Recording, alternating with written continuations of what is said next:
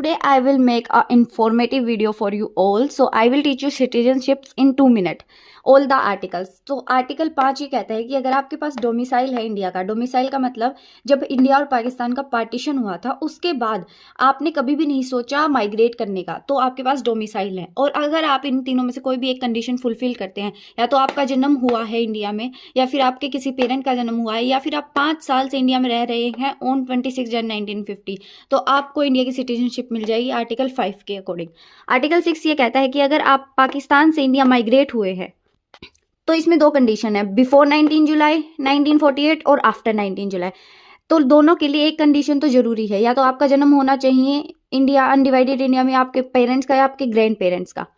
और उसके बाद अगर आप पहले 19 जुलाई से आए हैं और आप कभी भी वापस नहीं गए 29 जैन तक, तो आप इंडिया की सिटीजनशिप ले सकते हैं। और अगर आप बाद में आए हैं 19 जुलाई 1948 के, तो आपको 6 महीने रुकना होगा, फिर रजिस्टर कराना होगा और आपको आर्टिकल 6 के अकॉर्डिंग सिटीजनशिप मिल जाएगी।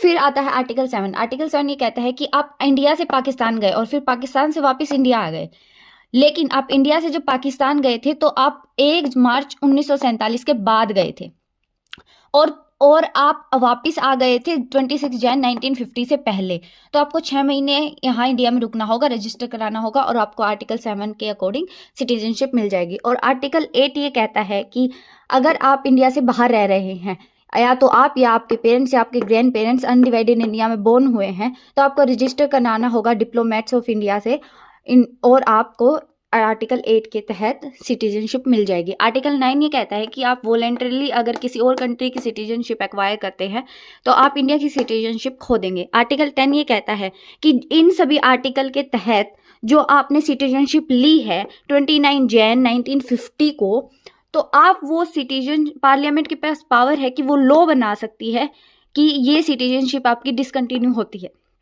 इसके लिए पार्लियामेंट के पास पावर है लॉ बनाने की।